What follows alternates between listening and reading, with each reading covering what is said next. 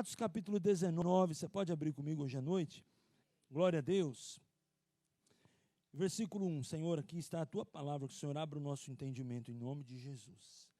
E sucedeu que enquanto Apolo estava em Corinto, Paulo, tendo passado por todas as regiões superiores, chegou a Éfeso e achando ali alguns discípulos. Interessante isso, né? Por que esse texto nos mostra que lá já tinha alguns discípulos? Porque Apolo pregava lá. Apolo, ele plantou a palavra no coração daquele povo. Já tinha gente que estava conectada à palavra quando Paulo chega naquele lugar. Paulo chega por quê?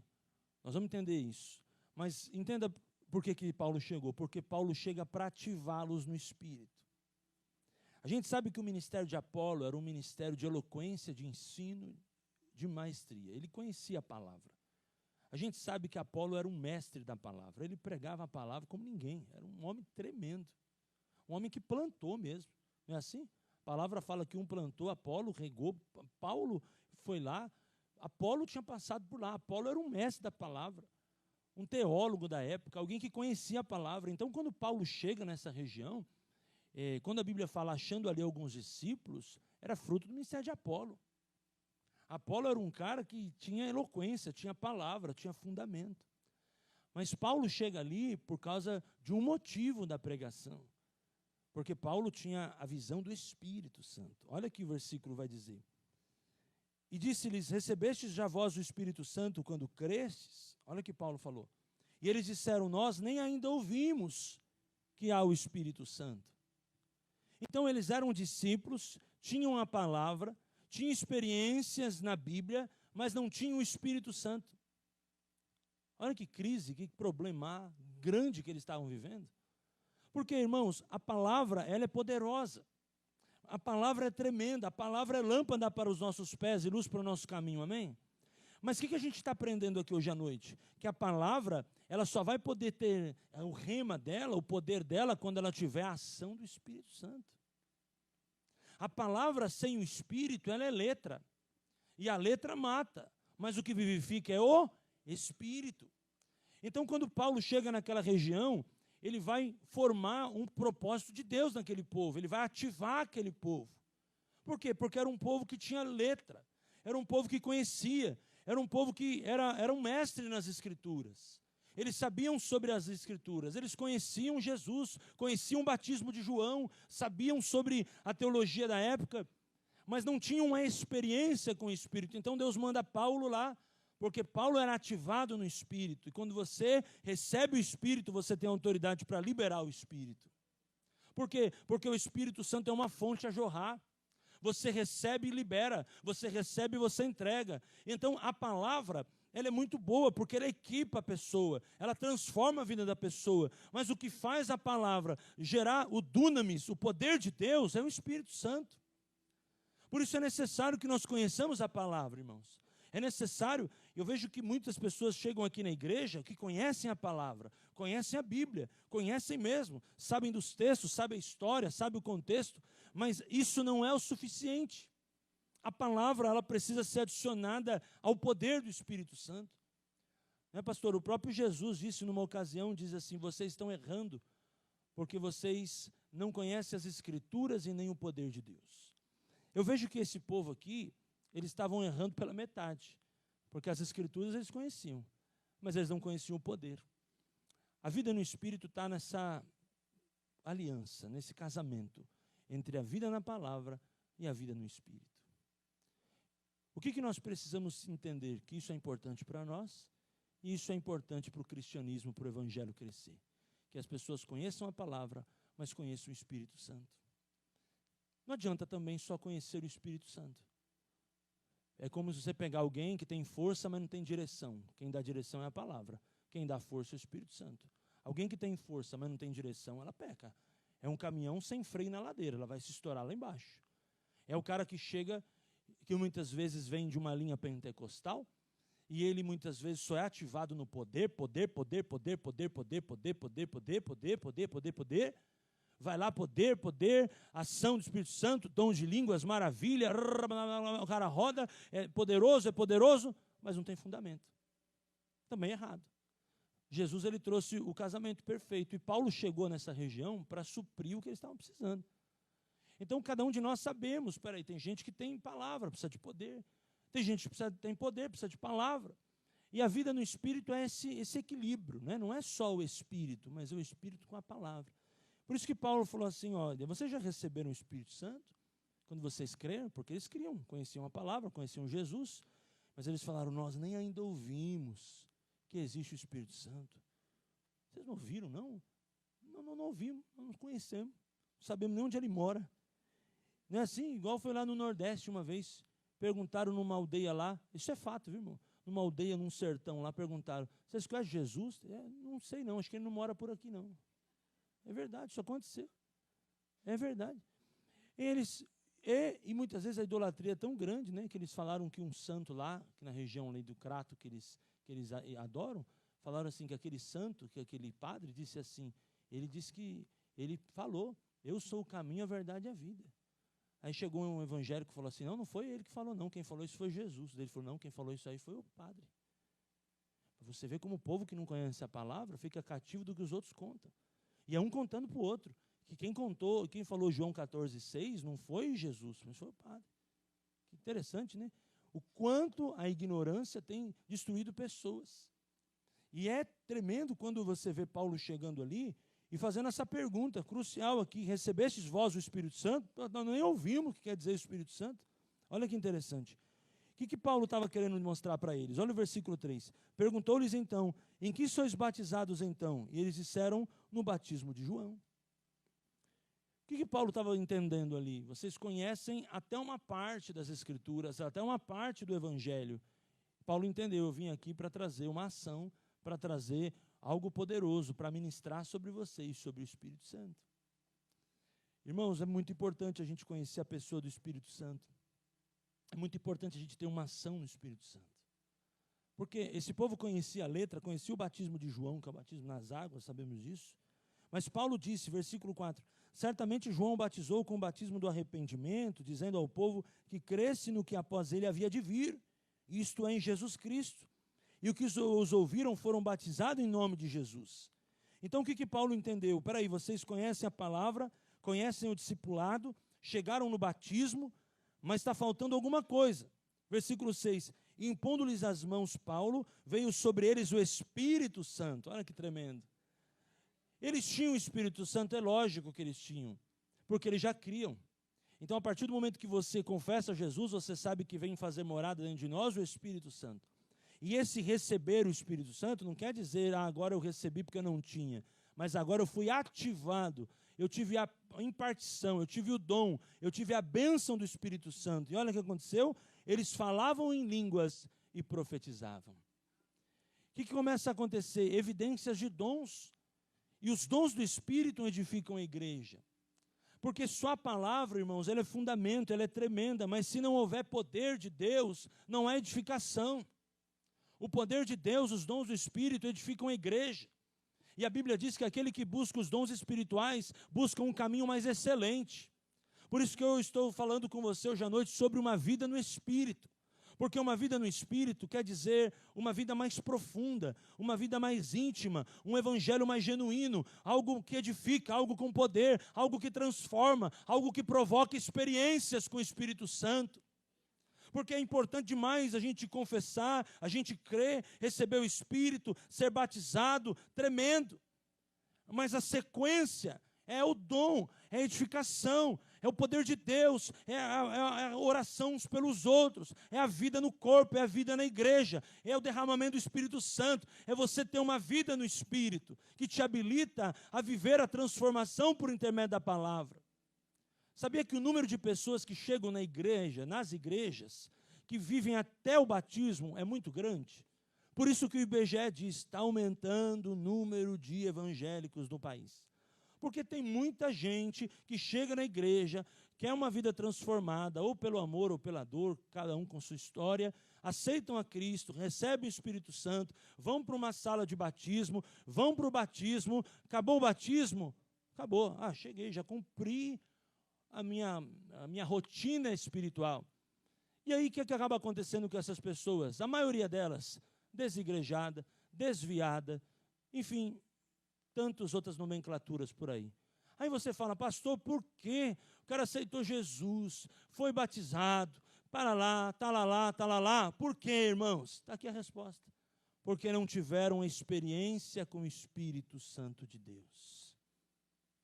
E a experiência com o Espírito Santo não é só receber, mas é ativá-lo dentro de nós, estar diante do Senhor, produzir dons, viver para o dom, fazer parte do corpo, línguas, profecia, manifestação, operação de milagre, dons de curar, palavra de conhecimento, palavra de sabedoria, discernimento de espírito. Isso é bênção, interpretação de línguas, dons e maravilhas. Isso ativa a igreja para o sobrenatural de Deus. E você percebe que hoje, daqui onde estou falando, do batismo para cá, é a minoria. Por quê? Porque as pessoas estão procurando viver essa fase aqui, e vivem a vida inteira. Não sou contra, a gente passa por isso mesmo. E se você está passando, vá em frente. O leite espiritual. Mas a Bíblia fala, no livro de Mateus, Jesus mesmo fala que o alimento sólido é para adulto. Ou seja, eu recebi, eu fui cheio, eu recebi, fui para o batismo, mas eu preciso agora de mais de Deus, eu preciso agora receber de Deus através de um Paulo. Eu sei que o Apolo para esse povo foi tremendo, irmão. Apolo era um cara da hora. Tanto que aquele casal, Áquila e Priscila, contam sobre Apolo para ele. Falam, olha, tem um cara aí, natural de Alexandria, um cara bom no que fala, o cara é bom, hein? O cara é pregador, o cara é mestre da palavra. Paulo falou, conheço esse cara. Quero conhecer esse cara. Esse cara é bom no que faz. O ministério de Apolo foi um ministério fantástico, um ministério de mestre, um ministério de palavra. Mas o ministério de Paulo vem para completar o que Apolo fez.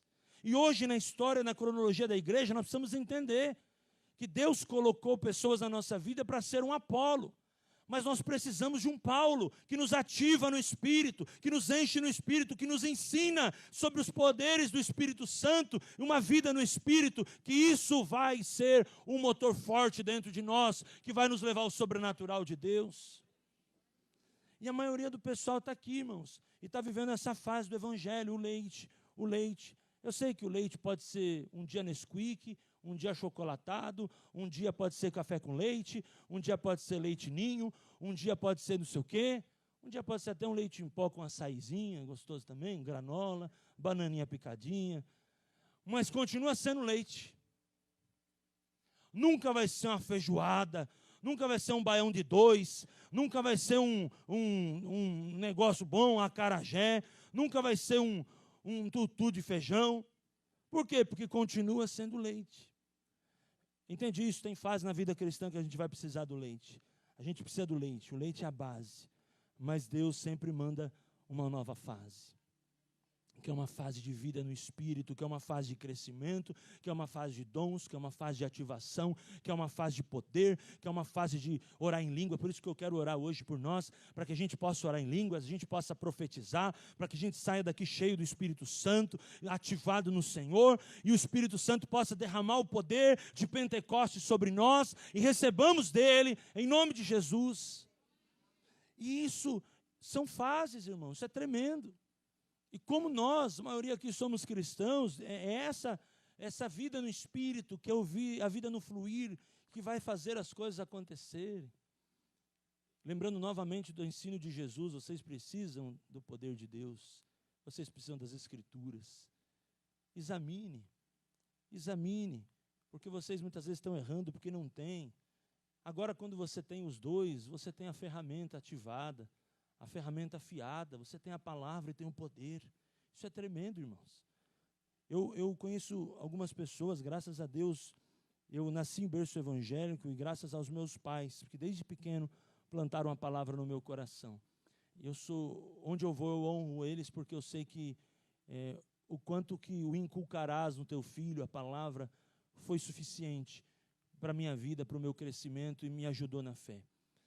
Mas eu sei que uma coisa que eu aprendo no meio de tudo isso é que conhecer a Bíblia é muito bom, é muito tremendo. Mas quando você conhece a Bíblia com o Espírito Santo, que é o que eu estou falando hoje à noite, ele é muito melhor. Porque você consegue ter o quebrantamento, você consegue ter a intimidade, você consegue chorar. E é maluco isso, né? Você chora em cima da Bíblia, num versículo que você já leu 500 vezes. Quando você lê a 501, você começa a chorar. Quem faz isso? É o Espírito Santo. Quem se renova a cada manhã, as misericórdias, é o Espírito Santo. O Espírito Santo. Ele vai trabalhando dentro de nós. Ele vai dando um despertar, ele vai renovando. Eu oro para que essa noite haja um derramar do Espírito Santo sobre cada um de nós, em nome de Jesus. Você pode dizer amém? E o versículo 6 aqui, o final, ele diz: e falavam em línguas e profetizavam. Você percebe que quando o Espírito Santo ativa, é rápido. O processo é rápido. Por quê? Porque a palavra já está dentro da pessoa. Quando ela recebe do Espírito Santo, ela vai ser ativada no Espírito. Ela vai fluir no Espírito, ela vai lá, ela vai orar em línguas, ela vai buscar, ela vai profetizar, ela vai entrar no mundo espiritual, ela vai entrar numa esfera sobrenatural. Irmãos, o natural, como foi dito, né, nos jovens esses dias, né, o pastor Ale e o Lucas têm falado sobre isso, sobre os sinais seguirão aqueles que creem. O natural é o nosso dia a dia. Nós somos seres naturais, mas a obra do Espírito Santo nos permite viver o sobrenatural, conectar com algo mais excelente. E eu já estou caminhando para o final, o que Deus tem para falar é mais ou menos isso, mas eu queria o versículo 11 deixar com os irmãos também. E Deus, pelas mãos de Paulo, fazia milagres extraordinários. Por que Deus não está dizendo, e Deus pela vida de Paulo? Porque, irmãos, tem coisas que a gente precisa de uma ativação, de um toque para receber. E Deus, pelas mãos de Paulo, fazia um milagre extraordinário. Era por Paulo, era através de Paulo, não era Paulo. Mas Deus usava as mãos de Paulo, como diz aqui no versículo 6, ele impôs as mãos, versículo 11, pelas mãos. Isso é poderoso. Quando nós, como cristãos, recebemos um tocar de mãos assim na nossa cabeça, receba em nome de Jesus. Isso é importante. Isso é uma experiência pessoal, quando um pastor, um líder, alguém, por isso preste atenção, não deixe qualquer um pôr a mão na sua cabeça, não. Cuidado com isso, não é assim que funciona. Tem que ser alguém revestido de autoridade, um oficial da igreja, um pastor, um líder, porque isso representa muita coisa no mundo espiritual.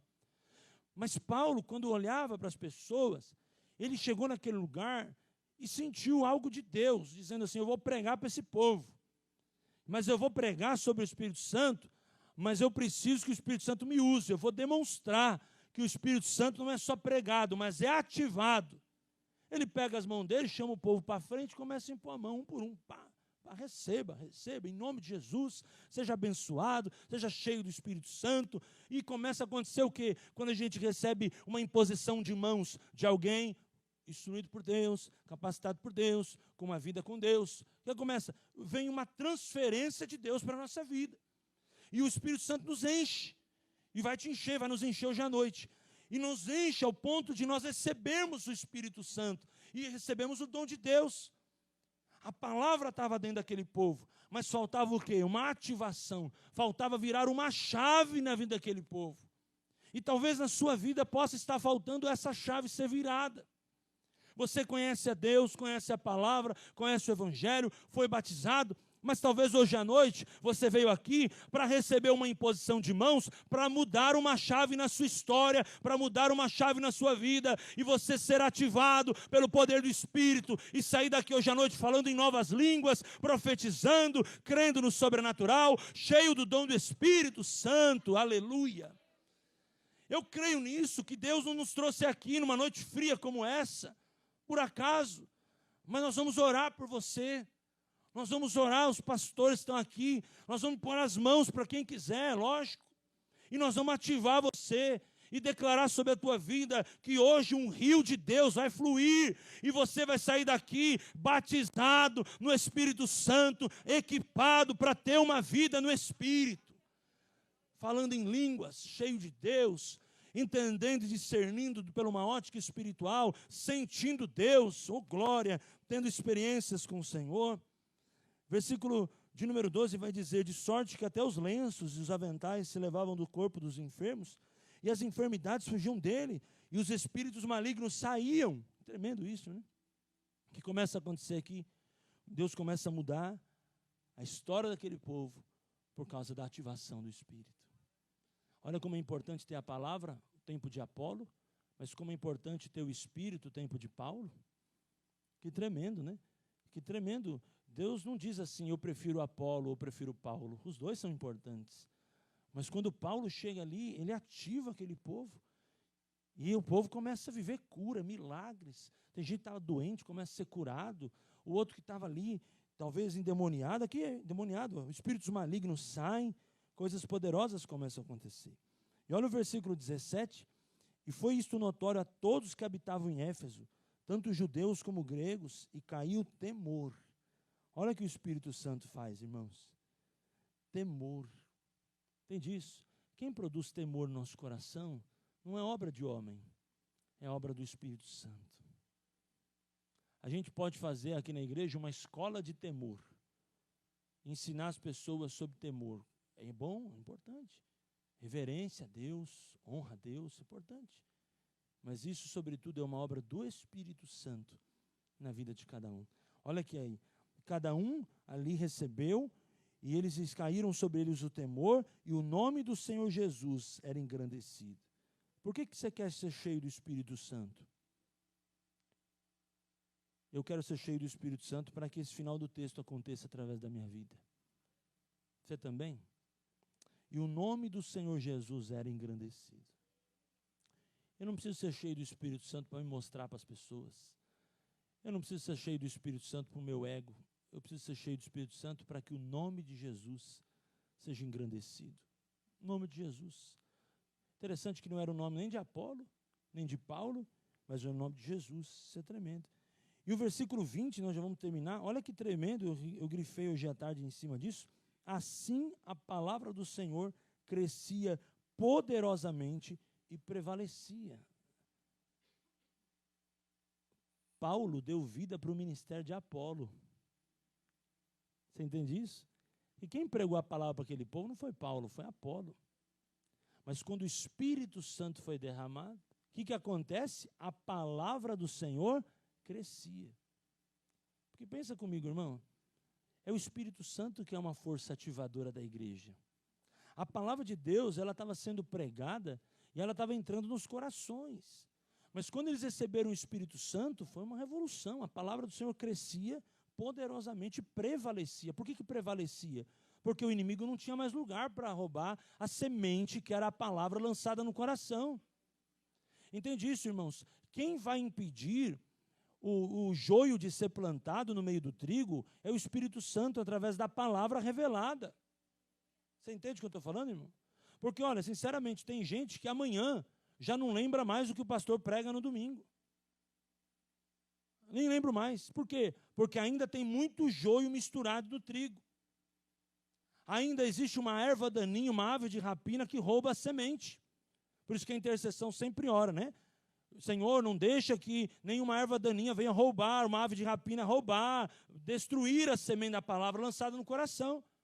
Por quê? Porque tem gente que vem na igreja todo domingo.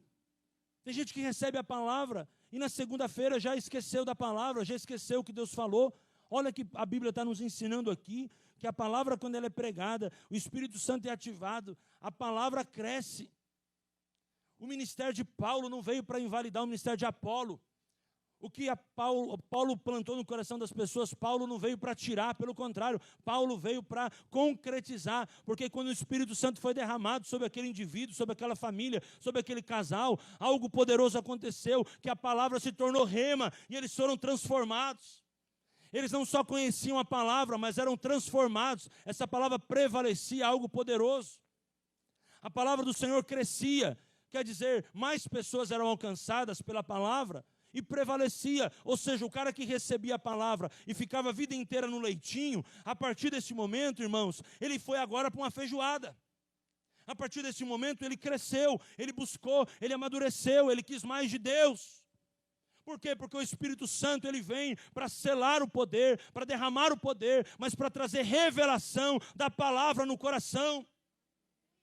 Porque conhecer a palavra é importante, mas quando ela prevalece, ela entra no nosso espírito, como uma espada que desce e passa ao ponto de dividir almas e medulas, juntas e medulas, alma e espírito, e ela discerne as intenções do coração. É a palavra com o espírito. É a palavra, é o casamento perfeito. Ela descendo, ela entrando e mudando a nossa vida, confrontando o nosso pecado, e mudando a nossa história, produzindo arrependimento. A palavra prevalece.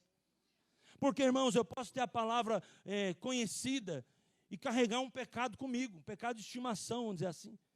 Eu posso ter a palavra conhecida e andar em pecado. E aí eu tenho o meu coração, que é a palavra, e eu tenho um pecado. Eu tenho uma luta, eu tenho algo ali, e eu tenho algo que não me deixa ser liberto. Mas a partir do momento que eu recebo o Espírito Santo, eu recebo a impartição do Espírito, essa palavra que está dentro de mim, ela começa a ser revelada. Automaticamente ela confronta o pecado. Eu sou liberto, eu abro mão de uma vida de pecado, eu vou viver em santidade. Santidade é o Senhor, uma vida santa, uma vida reta, é uma obra do Espírito Santo com a palavra no coração. Por isso que tem mó galera, volto a falar, nesse grupo aqui, que está desviado, está desigrejado, está longe da igreja, porque eles conhecem a palavra, mas ainda não tiveram o Espírito, não tiveram a experiência. Então eles têm a palavra, mas eles ainda conseguem conciliar, conhecer a Deus um pouquinho, a palavra um pouquinho, e a vida torta. Tem uma vida torta aí. Por isso que você conhece um monte de crente que tem uma segunda mulher, um monte de crente que está fazendo um monte de coisa errada aí, fazendo vergonha por aí. Aí você fala, esse cara é crente? Já aceitou Jesus e batizou ainda, por sinal. Porque eles estão ainda vivendo nessa prática, porque ainda eles não tiveram uma ativação espiritual, não tiveram o poder de Deus, não tiveram uma vida no Espírito, porque a vida no Espírito vai mostrar para eles que não tem como viver na palavra e viver na prática do pecado. A vida no Espírito vai fazer com que eles se confrontem na palavra, e a palavra vai prevalecer sobre as suas vidas ao ponto que eles vão colocar a vida deles em ordem. A gente está vivendo hoje, irmãos, eu termino dizendo, um tempo onde o errado, que é a minoria, está prevalecendo sobre a maioria. Hoje em dia o errado, ele não pode ser confrontado, o errado ele não pode ser exposto. Por quê? Porque muitas vezes até gente crente está compactuando com coisa errada. A coisa errada, muitas vezes, ela é silenciosa, mas ela só faz de conta, ela é barulhenta, ela provoca multiplicação. Mas quando Paulo está ensinando para nós essa palavra, ele está dizendo assim sobre uma vida com Deus, uma vida no Espírito. E uma vida com Deus, irmãos, não é só uma vida de conhecer, mas é uma vida de transformar, de prosseguir em conhecer. Aí o cara tem uma experiência com o Espírito Santo, tem como ele viver uma vida errada? Não tem como. Ele pode até pecar, porque nós somos humanos e somos falhos. Mas não é, Joelma, aqui que a gente sempre ensina na igreja, é que o pecado antigamente, ele era um pecado proposital. Agora, se a gente peca, é um pecado acidental. Entende? Espera aí, sem querer eu pequei, já me arrependo, peço perdão em nome de Jesus. Sem querer eu pensei coisa errada. Senhor, tira meu pensamento, me perdoe em nome de Jesus. O pecado para esse tipo de gente, ele se torna um pecado proposital, um pecado planejado, um pecado cultivado, um pecado, enfim, não que a gente agora é santo, a gente procura estar em santidade, irmãos, mas a vida de pecado, ela muda quando você tem uma vida no Espírito. A tua vida, diante de uma perspectiva do que é o pecado, muda, porque tem muita gente cristã, como eu estou falando, na prática do pecado. Não, a Bíblia fala que quem está em Deus não vive pecando, não vive pecando. Ou seja, eu sou pecador, posso pecar, e talvez, provavelmente, amanhã possa pecar, mas o pecado, o que acontece? É um acidente, o Espírito Santo me mostra, eu me arrependo, eu choro, acerto minha vida, ponto final. Porque nenhum de nós somos perfeitos. Agora, uma vida de prática, uma vida errada, uma vida promíscua, uma vida de adultério, uma vida de ser conivente com coisa errada, já não é uma vida de um pecado acidental, já é um pecado planejado, já é um erro que a pessoa está rescindindo daquele erro. Vamos orar para que o Espírito Santo possa nos encher, irmãos. E que o poder da palavra esteja em nós, mas que o poder do Espírito venha sobre nós. Hoje muita gente pergunta assim para nós, mas a Bíblia não fala que isso é errado. E as pessoas procuram na Bíblia alguma coisa para defender o erro delas, né? Estou procurando um texto aqui, pastor, que eu sei que tem um texto aqui. Irmãos, quem vai dizer se está certo ou está errado é o Espírito Santo. Sabe por quê? Porque quando você anda no Espírito, você tem um alarme dentro de você. Se você tem o Espírito Santo, você está conectando com o que eu estou falando agora. E se você está indo para um lugar errado, o alarme já toca. Pé, volta para a linha. Você está indo para o lado errado, o alarme já toca. Pé, volta para a linha. Mas uma coisa é, irmão, se você der um passo, o alarme tocar, você vai dar outro passo, o alarme vai tocar mais forte. Você vai dar outro passo, o alarme vai tocar mais forte. Por quê? O Espírito Santo, ele te avisa, mas ele respeita o teu livre-arbítrio. E quando esse alarme tocar, que ele toca para todos nós que temos o Senhor, você volta para a linha. Fala, Senhor, me arrependo porque eu saí do foco. Me arrependo porque eu me esfriei. É bom a gente ter um Paulo, um pastor, um líder, alguém. É fundamental. Todo mundo precisa ser pastoreado. Mas, sobretudo, o maior pastoreio que você tem, que é íntimo, que é interno, é o Espírito Santo, que está com você em todos os dias, em todos os momentos. Ele sabe o que está dentro do teu coração, as intenções do coração. Diz a Bíblia que ele examina os pensamentos e as intenções do coração.